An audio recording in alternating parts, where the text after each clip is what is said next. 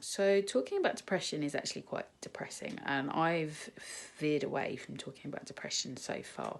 And I've noticed when I took a break away last week that I really find it quite strange that I haven't talked about depression before, especially considering 264 million people globally are affected by depression.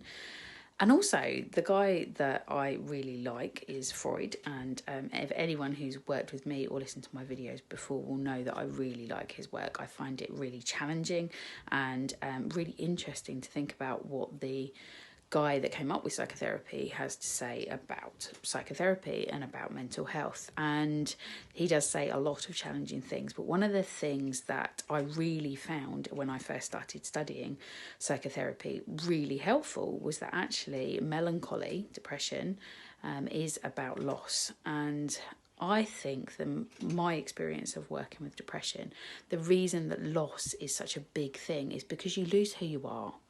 You lose your functioning, you lose everything. You become extremely lonely and out of alignment with who you want to be.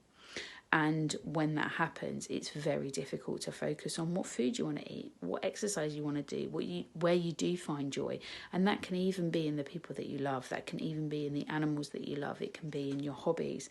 It can be in the books that you like. It can even be in, the complexities of suddenly things that you love you hate, and things that you hate that you love exactly the same time. And that can translate as things like, for example, overeating and wanting to fill yourself up, which is a classical symptom of loss.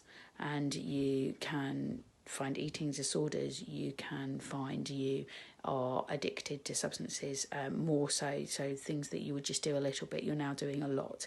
Drinking, smoking, sex, pornography, anything that once was, a little bit of this, and a little bit of what you fancy does you no harm, is suddenly a lot of what you fancy, and you don't really actually fancy it, you kind of beat yourself up about it as well. And laying in bed for long periods of time, being anxious. And these are not things that you want to do, but you find that you are doing. And my experience of working with depression, which is now spanning a number of years, 15 and plus years, is that you can beat and overcome depression, because if you don't, it does tend to spiral and get worse. And the levels of and the layers of complexity that we find with depression get worse. They tend to get worse before they get better.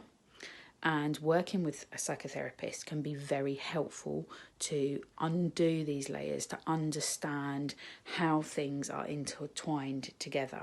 And that's how I work. So I have a 100% success rate of working with clients.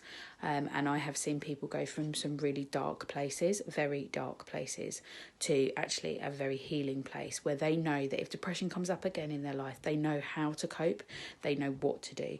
They know that they have the inner resources to be able to say, okay, this is a time where I need to do X, Y, Z for me. Now, it's a very particular space for everyone, and that is what I provide. I provide space for you to work out together with expert advice and support what the actual process is that you need to go through for healing from depression, from healing from anxiety, and from healing of any of the symptoms that are coming up for you, some of which I may have named here, some of which I may not. There are many, and there are many layers and many complexities to this, and we will come up with an exclusive package for you that suits you. And that's the work, is me being able to hear that and respond, and for you to start to understand where you're coming from, where you're out of alignment, and therefore where you're depressed, and where we need to focus our efforts.